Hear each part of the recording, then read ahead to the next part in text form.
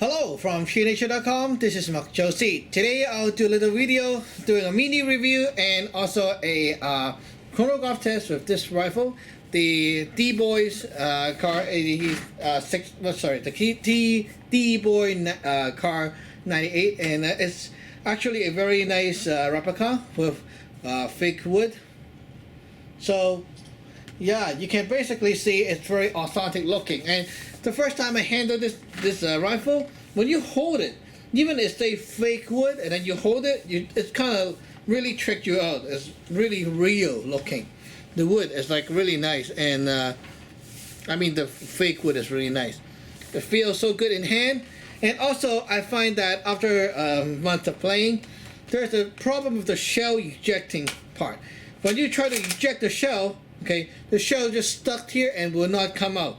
So what I find is that if you have that problem, okay, the fix is to push the bolt forward a little bit, okay, push it forward a little bit and then pull it back, and then it will function 100%. That's how I fix my problem. Really weird. Okay, so this thing is a shell ejecting replica. So I got a bunch of shells here.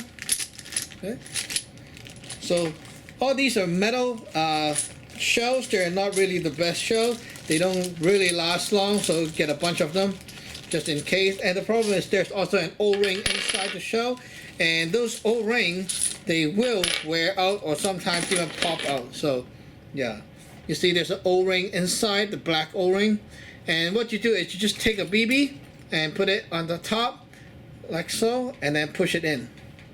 So that's what you do. So here I'll load up some BBs and we'll chrono the gun. This gun is bought from Toronto Airsoft, and so it's a Canadian legal whatever limit. Somehow I saw online some say that their gun shoots a bit lower than whatever, and I don't know if they have to turn up the FPS or something for Canadian for importing. Okay, so not sure, but we'll test it out today. So here I go. I'm loading up a lot of shells. Right here I have 1, 2, 3, 4, 5, 6, 7, 8, 9, 10. Okay, let's load 10 shells. Okay, 11 shells.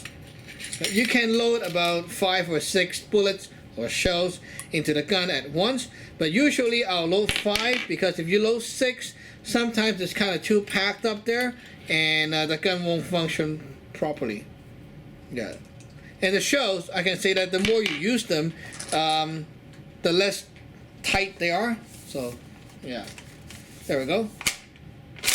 Very easy to pull back the bolt, actually, not like the Wells L96, because the spring only cock when you push it back. And if you don't want it to cock, you pull the trigger while you push it in and it will not cock the gun. So that's one tricky thing. To load the ammo, just like a real gun, okay, you push it into the magazine. 1, 2, 3, 4, 5, 6. See, 6 bullet. And what you do is you want to cock it like that. There we go. Now the gun is cocked, okay, and you need to be careful. So let's take a look over here at our chronograph. Now we're using Elite 4 0.25 gram BBs, and they are white in color. Okay, so zoom into our chrony and let's check it out. So we got 6 shot here loaded. Numbers. Okay, now you can see the numbers, guys. Let's check it out.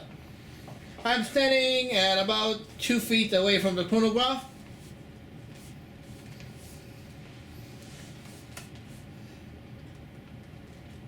Okay, so let's check it out. Hard to aim with this rifle. The sight is not the best sight ever. It's kind of hard to aim. First shot, 297.8. You see that? It's very low.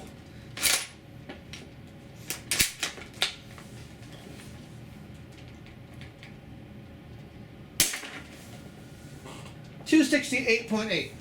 Something must be wrong with the rifle, eh?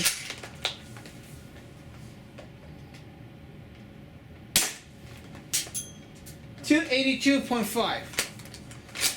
At least I don't have any shell ejecting problem. I must say that it's not powerful. 271.8. Something's wrong here, eh? Okay, 266. I'm sure that if you use BBs that are lighter, like the 0.2 gram, it will go around the 300 FPS, but not more. So I have no idea how this gun can shoot over 360. Maybe I need to seal the piston or something like that. No idea. Okay, there we go. I load a 6 shot and let's try it out.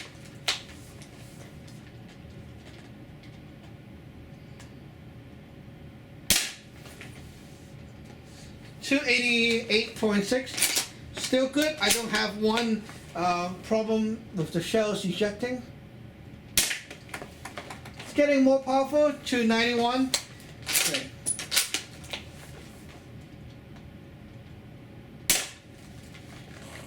.282.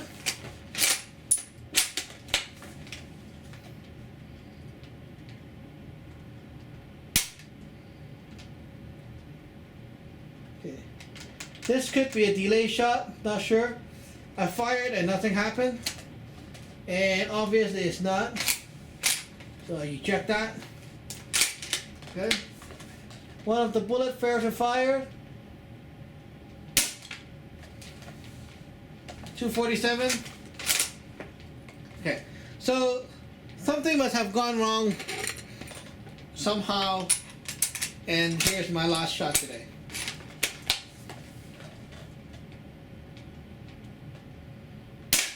Okay, back to the normal, I think. 258.1. So, yeah, not super consistent, I must say. Not the best rifle ever, but for the shell ejecting part and the sound you can hear right now is quite fun. So, at low 247.3, a high 297.8, average 275.4. That's how my rifle is doing, and I'm sure that it can do a bit better when it's brand new. But okay, so I owned this rifle for a few months, and I must say that I did not shoot it all the time because it's kind of pain in the ass to load shells and cock the spring bolt and stuff like that. So yeah, I shot it occasionally, and somehow it already kind of downgrade in the power side. When I first got it, I chronoed it and it's shooting about low 300-ish FPS. Right now it's shooting below 300, so that's really weird. I think if I plug some lighter BBs, it may do better, but oh well. Yeah. So this gun, and also one thing to note is the cleaning rod here is fake. And I wish that it was real, because if it's real, then we can use it, right? When it's jammed, you can put the thing into the barrel and then plunge that thing out. But right now it's a fake one. It's short, so you cannot use it. It's just for show. And so that's one thing that's so lame about it. And also I think that this rifle is more like a collector's piece. It's like giving you the feeling of how the rifle function. For example, you want to put the shells one by one, cock the bolt, and then you want to push the bullet in, snap it and fire, and then, you know, do some mini target shooting with paper, toy figure, something like that. So just some mild target shooting just for fun, and maybe that's it. But you cannot expect to bring this to a war game because you lose your shell, and also the power is not powerful enough and it's not super accurate. So yeah, I would say that this is just a collector's piece and not really a skirmishing weapon.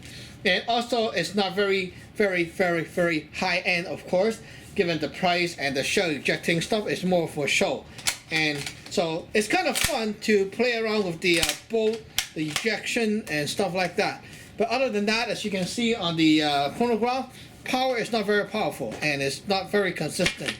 And also the shells, okay, some shells they're better, some shells are not. So it's not always about the gun too, it's also about the shell.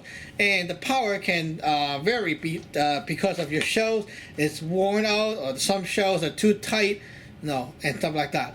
So a lot of things to think about and modify it and fix and so on. So that's my little review for this gun. Thank you for watching. Remember to subscribe and like. Bye bye.